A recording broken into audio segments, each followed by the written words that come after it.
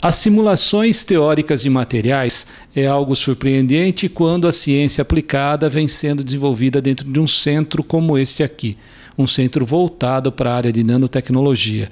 Ao meu lado está a doutora Amanda, a mestranda Amanda, e o doutorando Matheus, que sabe muito bem falar a respeito dessas simulações. Então, Matheus, fala para mim como que é feita uma simulação dessa natureza e qual a proposta da ciência para esse tipo de desenvolvimento? Bom, a simulação teórica, no caso voltada para materiais, inicialmente é feita através de resultados experimentais e, através desses resultados experimentais, conseguimos obter dados suficientes para criar alguns tipos de inputs, onde são feitas simulações baseadas em cálculos quânticos. Então, Matheus, quais os tipos de pesquisa e de linha de pesquisa que você conhece, que você desenvolveu ou participou nessas linhas em questões? Bom, atualmente nós fizemos alguns cálculos de sulfeto de zinco, alguns cálculos já estão saindo também na literatura.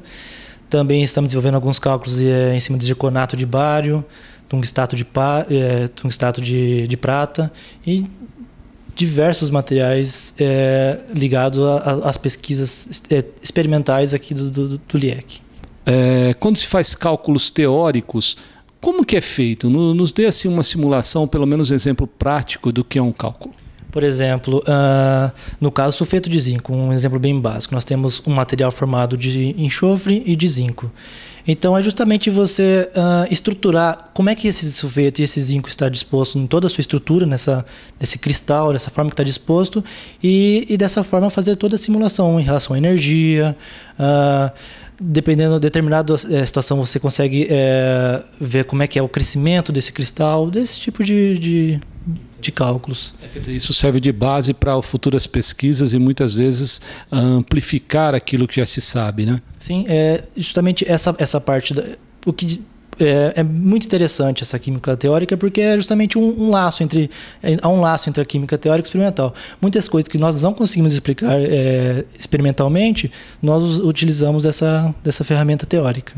É uma ferramenta importantíssima para a ciência, mas a Amanda sabe nos explicar muito bem o experimental para o teórico, né? Dá uma explicadinha para a gente no momento prático e de uma maneira sintética como isso acontece. Bom, então quando se diz que a gente obteve um material, o nosso material poderia ser um bolo que você ganhou da vizinha, por exemplo. E você chega na sua casa, ela te passou a receita com os ingredientes, aí você chega na sua casa e tenta reproduzir esse bolo. Ah, mas a princípio seu bolo não dá certo. Aí você pensa, o que pode ser? Pode ser a quantidade de algum ingrediente, pode ser a temperatura do forno. Então, você vai adequando para você conseguir chegar nesse bolo. Você também pode partir de cálculos para tentar ver se é possível obter esse material experimentalmente. Então, tem as duas maneiras. Você partir de dados experimentais e reproduzir teoricamente, ou partir do teórico para obter o experimental. Então é a mesma coisa, você come um bolo e faz a receita em casa, ou você pega a receita na internet e faz o bolo. Então tem esse link entre os dois. Explicando dessa forma fica bem interessante, né? A Amanda coloca de uma maneira didática que quase todos nós consigamos entender. Mas, Amanda, o que você já fez nessa história de entender as simulações teóricas de materiais? Conta alguma coisinha, pelo menos que as pessoas entendam o quanto você se esforçou e como que você entendeu toda essa área da ciência. Então, a princípio, eu comecei na parte teórica. Então, eu só fazia cálculos teóricos no laboratório. Aí eu falei, não, acho que está faltando alguma coisa. Então, aí no meu segundo ano de iniciação científica, eu fui fazer o experimental juntamente com o teórico.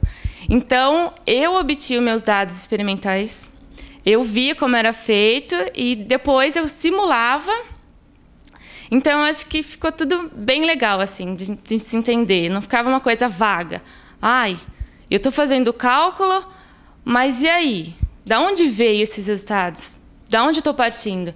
Então, aí eu comecei a fazer os meus materiais no laboratório, sintetizar e aí fazendo cálculo junto, então bem legal. Que interessante essa área. Agora, para quem imagina um dia fazer uma iniciação científica, um mestrado e mesmo um doutorado, como que você descobriu essa área em questão? Porque a química é muito vasta, extremamente cheia de teorias e coisas mais, né? E muita publicação. Como que você definiu a sua? Ah, eu gosto disso. Como que nasceu essa ideia de você ser uma cientista, uma pesquisadora, baseado-se nessa área em questão, que é as simulações teóricas? Então, a princípio foi numa conversa com uma amiga da faculdade, ela estava um ano à frente e ela já trabalhava com cálculo. Aí, conversando com ela, cálculo, o que será, né? Como é que é feito? Como tudo ocorre? Falei, então tá, eu vou lá conversar com o professor. Aí eu conversei com o professor, aí começou tudo, já gostei. Aí surgiu a necessidade de também conhecer um pouco da parte experimental. Então, aí fiquei na experimental teórica, então agora no mestrado estou só com a parte teórica, só nas simulações. Interessante. O que você projeta, o que você imagina para o seu futuro trabalhando nessa linha em questão?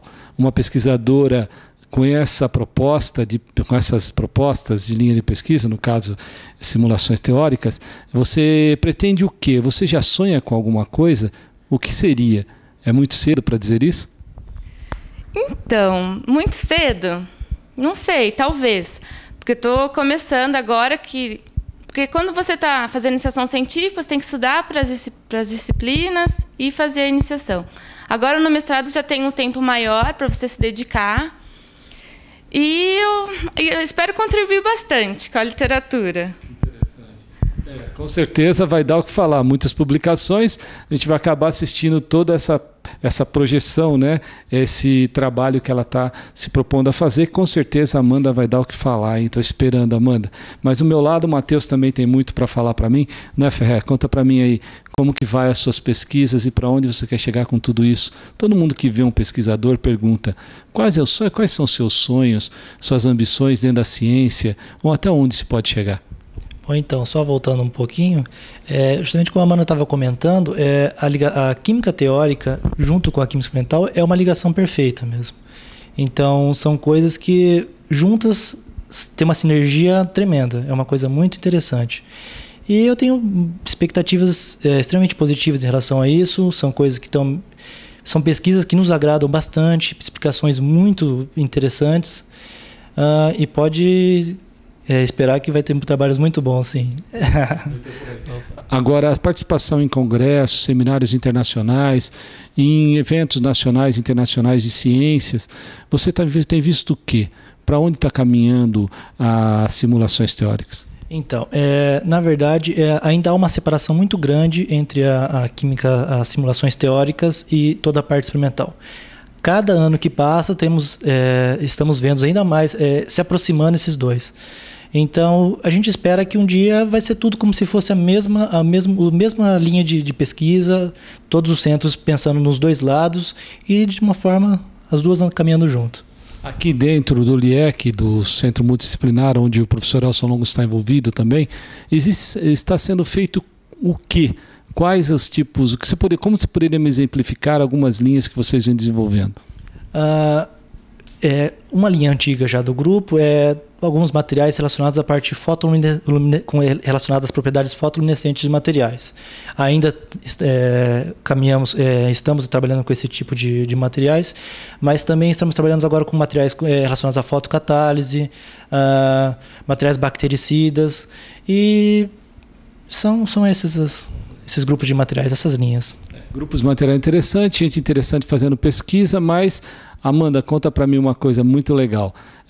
Ultimamente você tem participado de alguns eventos dessa área, congressos e outras coisas parecidas dentro da ciência que possa agregar valor àquilo que você pretende desenvolver? Sim, esse ano nós já fomos a um congresso na Espanha, o QITEL.